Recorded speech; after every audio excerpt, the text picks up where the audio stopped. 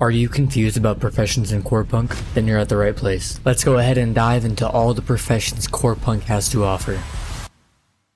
Corepunk features 4 gathering professions, and which one should you choose depending on your class? Make sure to watch the video all the way to the end to stay tuned for that. Those include mining, logging, herbalism, and butchery. Mining, logging, and herbalism provide 3 different nodes that provide unique resources for each different tier. Butchery is pretty much the same thing, but you'll see different animals like boars, wolves, turtles, and bears that you can go ahead and kill and harvest. Each profession has its own path, but they're all very similar or pretty much the same. Each profession starts at a total of 0% efficiency, and they all share a 100% total. So for example, you can have mining at 100% and have everything else at 0%, or you can split it up. Like you can have one profession 40%, another one 40%, and another one 20%. Or you can do like a 60% 40% split. All gathering professions start with a 5% failure rate. At 20% efficiency, the time is reduced by 2 seconds and the chance of failure goes down by 1%. But once you reach 100% efficiency, then failure is impossible. At 40%, you can gather rare resources and grants 2 gathering attempts per vein. 60% reduces the time to gather.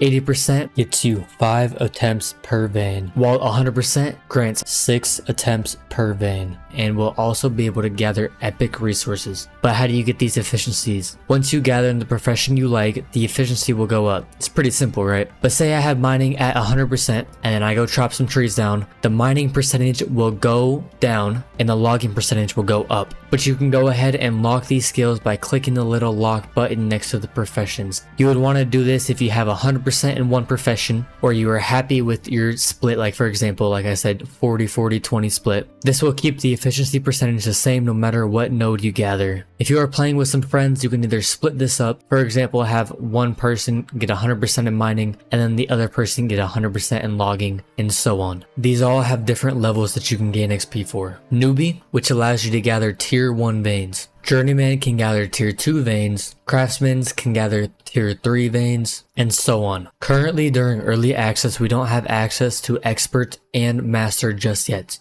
but I'm guessing you'll be able to gather higher tier veins per level. To find these higher tier veins, all you have to do is open your map, find these little node icons, and then you can see exactly what each vein drops. I would recommend to not worry about getting 100% in a profession until you are done with the starter quests, as most of them require every single resource in the game. You can also level up these resources by refining them or just going around finding the nodes and harvesting them. Now let's talk about crafting professions. There are a total of 5 crafting professions, but only 4 of them follow that 100% combined together. The 4 that share the 100% are mysticism, weaponsmithing, alchemy, and construction. These are all the same as gathering professions pretty much. Once you reach a 100% in a crafting profession, then you have a chance to craft epic items. Other than the exception of alchemy, when you are at 100%, you have a chance to craft 10 items. Let's go ahead and start with mysticism. This is probably the hardest one to get into and level, as they require every single resource in the game. But mysticism allows you to craft runes for your artifacts. Runes are also very important as they will increase your stats and make you stronger. You can buy runes or rune recipes either on the market or at the vendor at the mysticism place. One tip I have to level up mysticism is literally going out and gathering everything you see. Or you can go ahead and buy resources on the market to level this one up, as this is a pretty tough profession to level up. Now moving on to weaponsmithing. This allows you to craft weapons. These usually require a lot of metal, but still need things from other professions. Weapons are the cornerstone of your power, so always try to look into upgrading it. Leveling up weaponsmithing is pretty easy. All you need to do is craft plasma guns. It requires 4 iron ingots and 1 amber. If you are a miner, then iron should be pretty easy to come by. And you can either go out and farm trees for amber, or you can buy some on the market, which is also pretty cheap. Moving on to construction. Construction allows you to create artifacts for your character. If you've seen my beginner's guide, you know how important these are. Once you're able to craft tier 3 epic artifacts, then you are pretty much set. Leveling this one is pretty easy.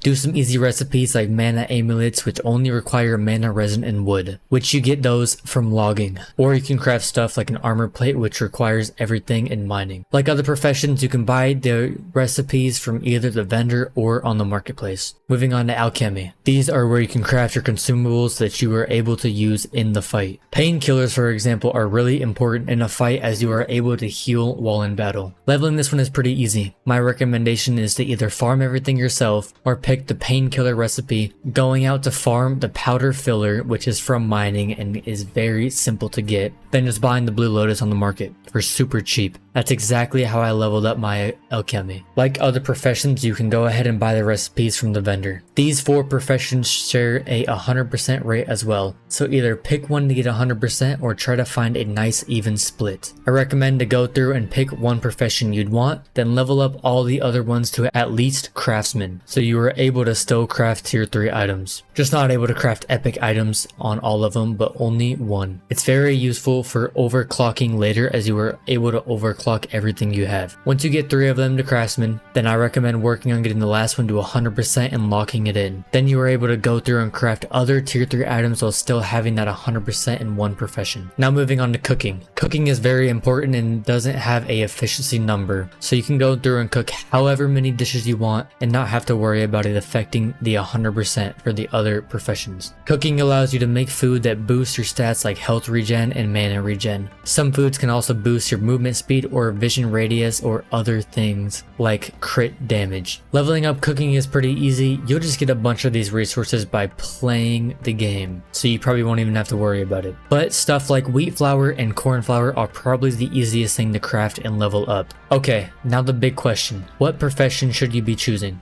If you are playing a tank, you're going to need a lot of armor. Most of the artifacts for health and armor require a lot of mining. If you are a mage and something that requires a lot of mana, logging is going to be your go-to. For healers or people who need high health points, shields, and heals require a lot of mining and herbalism. Butchery is used for pretty much everything. Now combining your gathering profession with your crafting profession. I would go through and I would look at every single recipe that your character needs. If it needs a epic resource, then focus on that profession. But if you want to get an alchemy, I'd recommend going into herbalism. But other recipes, like if you are a mage and need to craft a lot of mana vials, for example, then you're going to need to be doing a lot of logging as it will require a lot of mana resin. So make sure you're going through and looking at every single recipe. If you're wanting to get into weaponsmithing, I recommend 2 different professions, depending on the class you play. Lots of the recipes require a lot of mining. Like for an example, melee weapons require a lot of metal, while on the other hand, blastmanic weapons require primarily wood, while bows require a lot of herbalism. So make sure you're going through looking into the marketplace and vendors to see what your class needs. Mysticism requires pretty much everything though, but the higher tier resources depends. For an example, if you want cheetah, then you have to go into butchery,